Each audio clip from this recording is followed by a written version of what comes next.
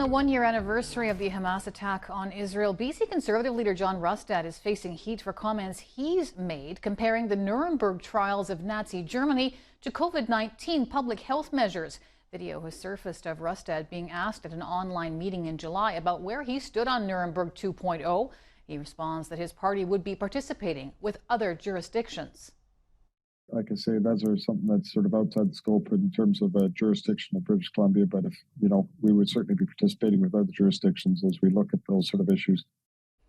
Now, for more on this, let's bring in Rob Shaw on the campaign trail on this Monday. Rob, this seems to be what all the leaders were being questioned about today.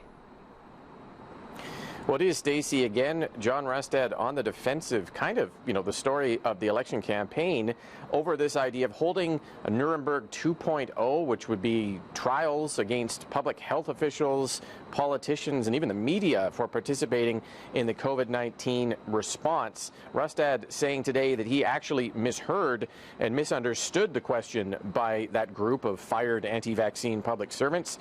You can be the judge based on what you heard and saw there. On social media, saying any attempt to compare the Nuremberg trials that punished Nazi war criminals for crimes like the Holocaust to BC's public health response during COVID is deeply disrespectful and not appropriate for BC. NDP leader David Eby saying it's the latest example of Rustad being unfit for public office following previously controversial comments about regretting his COVID vaccine, questioning CO2 in climate change, and backing candidates who think the COVID vaccine gives you magnetic powers or AIDS. Here's both of the leaders today.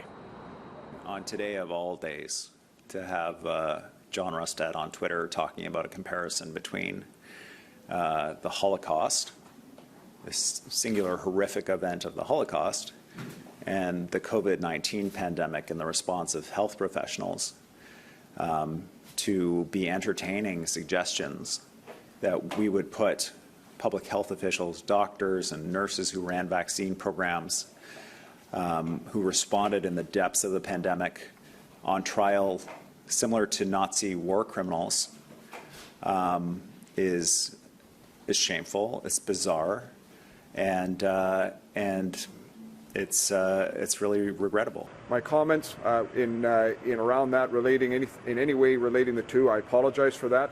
I know that has offended some people, and it certainly was not my intent with regards to that issue.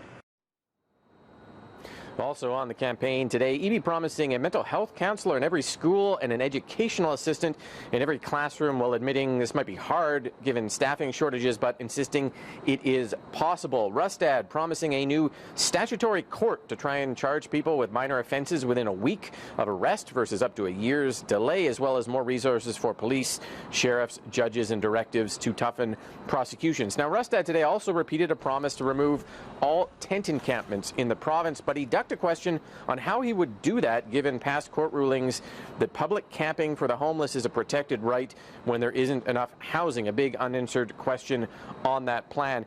BC Green leader Sonia Furstenau today espousing the success of a model of homeless housing in Duncan called The Village, saying it provides short-term transitional housing, has helped people get skills and training and support to get off the street, hoping that is expanded under a Green government, she says, to the rest of the island. Stacey, everyone preparing now this evening for tomorrow's TV leaders debate as all the leaders get ready for that big moment in the election campaign. Stacey? Yeah, it'll be fun to watch. All right. Thanks so much for the update, Rob. We'll talk to you tomorrow. And that televised leaders debate is happening, and that's tomorrow, October the 8th from 6:30 p.m. until 8. We have multiple ways for you to watch it. You can log on to checknews.ca or go to the Check Plus app. And a reminder, we will also have a full election show on voting day for you on October the 19th.